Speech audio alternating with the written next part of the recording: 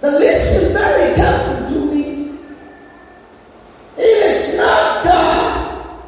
It is not being born again. It is not Christianity. It is not the word. It is nothing that is holding you. The only thing that is holding you is you.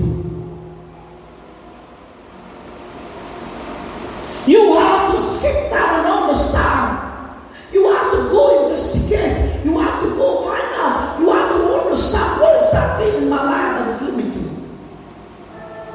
Don't make yourself feel okay and you start pointing and you start thinking and you start meditating and imagining it could have been this. No, you're wrong. God is greater than any other power, any other authority, any other thing that will ever live. God is the greatest. If you have Him, greatness will manifest in your life. If you will believe in greatness.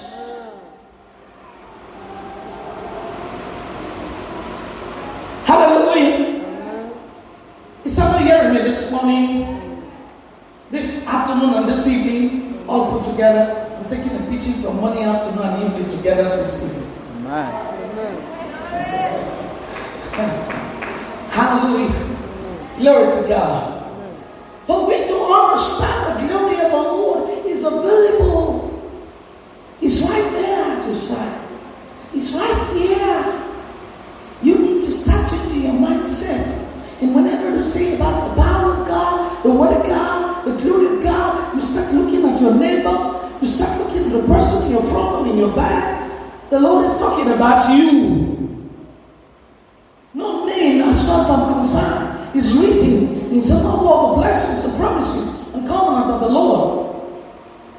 And God, I know it's not a respecter of man or woman.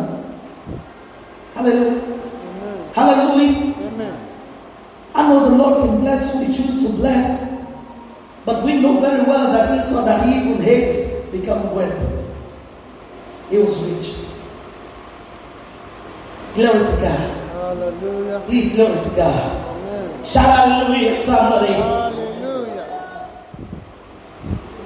Let us start first. How do you see God? Let us start first. How do you see you being born again? How do you see your relationship with God? Amen. Amen. How do you see yourself? Do you have any relationship with God? You wanting God to dance to you, or you all dancing to God? Because one of the most dangerous destruction of Christian, I've said many times, is in Proverbs 3, as we read 3 to 5. It is leaning on our own understanding. Hallelujah. Leaning on our own understanding.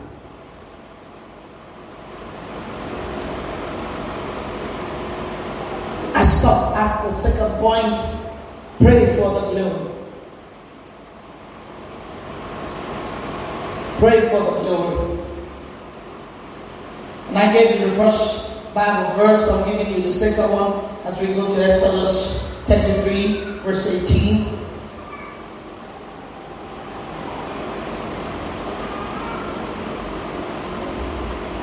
Hallelujah. Now this is Moses speaking. We can as well start from 17 so that you can be introduced to the verse we're about to read. And the Lord said unto Moses, I will do these things also that thou hast spoken, for thou hast found grace in my sight. Now Moses was the one who found grace. Did you hear that? Everybody read with me, please. Want to go? And the Lord said unto Moses, the Lord is the one speaking now, so don't have your understanding. Just take what the Lord is saying. And the Lord said to Moses, I will do this thing also that thou hast spoken. Glory to God. God is obeying the word of a man.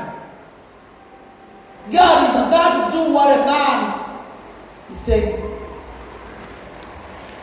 Hallelujah. We know that Jesus is grace. Come on. We know that Jesus is grace. Now this is before grace. This was the law. Amen. And a man could still find grace. Talking about now when the blood of Jesus is on the cross speaking for you and me. Now that the blood of Jesus is available to be used. Hallelujah. Amen.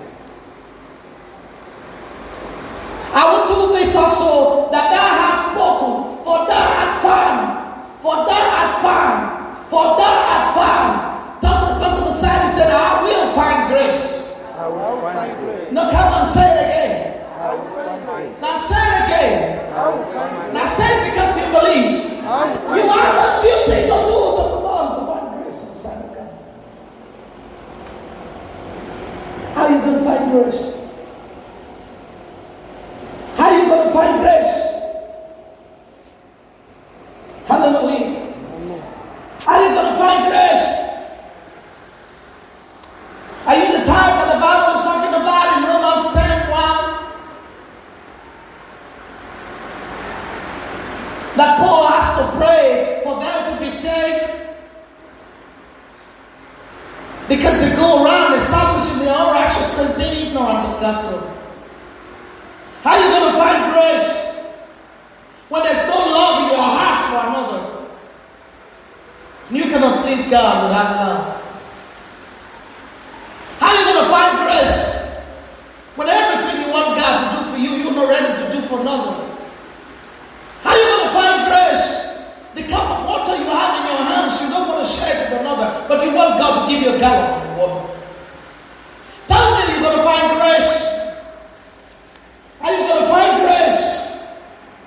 But the Bible says that you pray without ceasing, and you cannot even pray once a day. How are you going to find grace? And what God says that who those win souls are wise. How are you going to find grace? You're not able to intercede for your brother or your sister, but you want the Holy Spirit of Jesus to intercede for you. How are you going to find grace? Come on, somebody. Moses, when he was in the palace, the Bible didn't say he found grace. When he was born, hallelujah, when he was a prince in the palace, it was all wealthy, out, but nothing like the Bible saying he found grace. He found grace when he became a prophet of God. He found grace when he took a task of God. He found grace when he started working for God. He found grace when he started doing the things of God. He found grace when he started putting the word of God into practice, into action.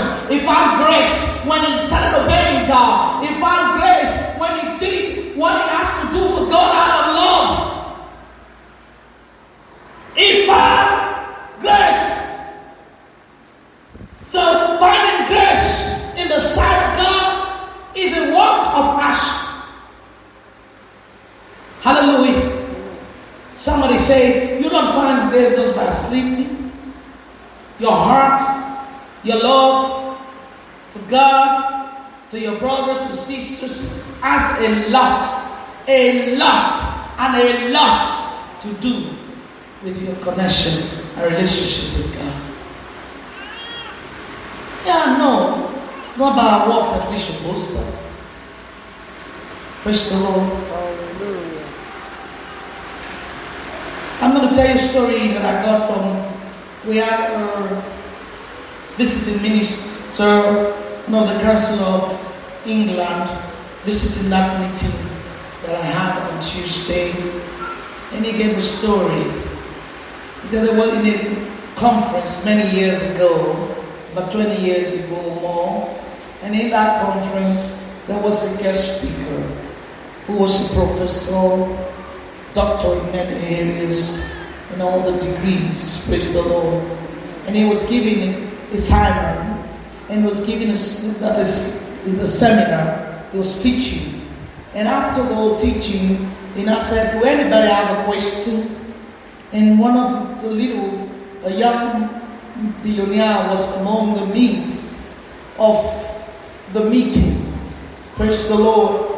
And then he said, yes, ask me a question.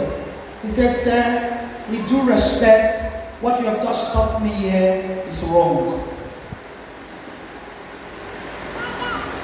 What? Was that your question? He said, yes. He said, give me about 30 minutes and I will correct all. And the man asked him, what do you mean? I'm a professor of this, I'm a doctor of this, I'm a this and that. He said, I know, you introduced yourself very well. When he asked him, the young guy asked him a question, he said to him, are you a billionaire?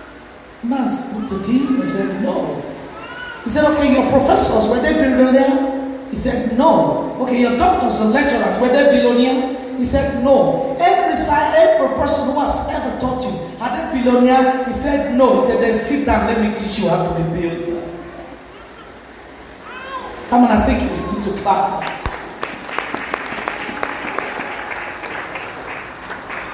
So in other words, he was saying, your faith without work is dead. What you know that is not manifesting, it is not right. Something is wrong. Something is wrong somewhere. He said, just give me 30 minutes. You have spent more than 2 hours, but only give me 30 minutes, and I need to correct all these things. Why? He was already a billionaire. A person can't give you what he doesn't have.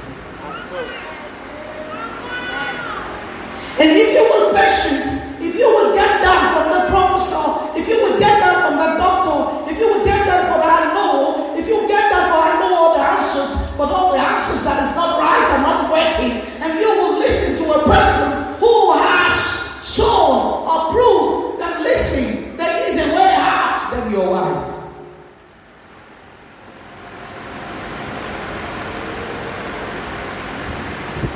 Hallelujah. And that man ended up sitting down to listen to that young man.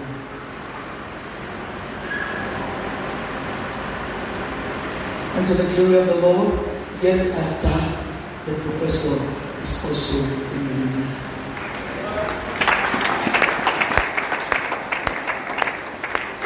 Many a times, just like Lazarus speaks to Abraham, we expect angels to fall. We expect people to come from the spirit of death. We expect people to come in a special way. We expect the trumpet to blow. And God is saying, I'm sending you somewhere. I'm sending you to a place. I'm doing all this. That is where you miss out. Many a times the Lord has sent you help and you turn it down.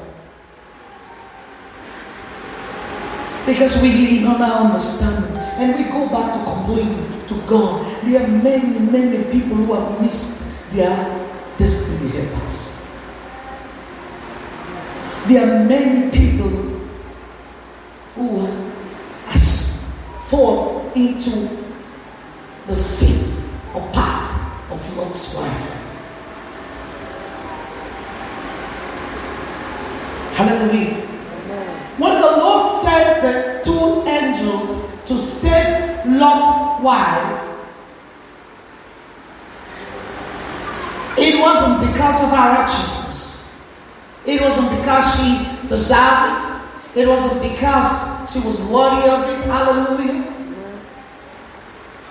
But even 2 mighty angels, not human beings, not pastors, not teachers, not prophets, not apostles, not anybody, but angels could not save them. Why? She did not understand. And she feels it doesn't make sense. If God is going to be saving me and 2 angels by my side, what has looking back got to do with my Savior? Come on. If I have God, why do I have to follow this? Why do I have to do this? It is God who is saving